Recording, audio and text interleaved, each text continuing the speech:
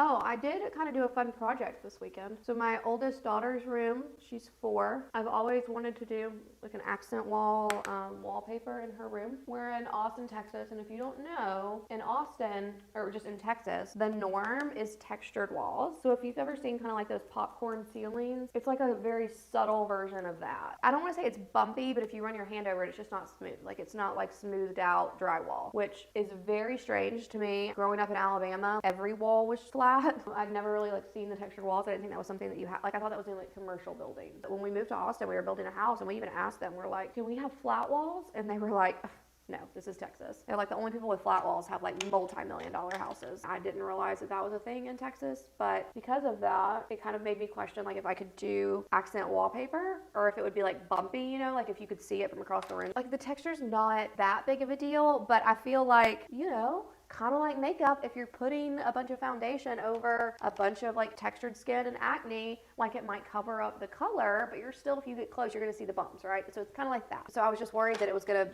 look like that and we weren't going to be able to do it. And then my husband was like super against wallpaper because he just thinks it's going to ruin the walls and we're not going to be able to do anything else with it eventually. But so many companies out there now do removable wallpaper, and I have tons of friends who have tried it and said it like and then moved and said it actually does remove, super clean, and it's totally worth it. I was looking up some of these wallpapers online, and they're so freaking expensive. Even the ones that you do yourself, and then if you wanted to pay somebody to do it, obviously that would be like labor costs on top of it. I'm not saying it doesn't warrant the price tag. I mean, some of these wallpapers are beautiful. I understand it's hard, but oh my god, like even just do one wall in her room, it was gonna be like over $1,000. And then I would have to like figure it out myself, like how to hang this stuff. And I was just like, oh, I was like, I could probably justify it because I think it would really transform the space.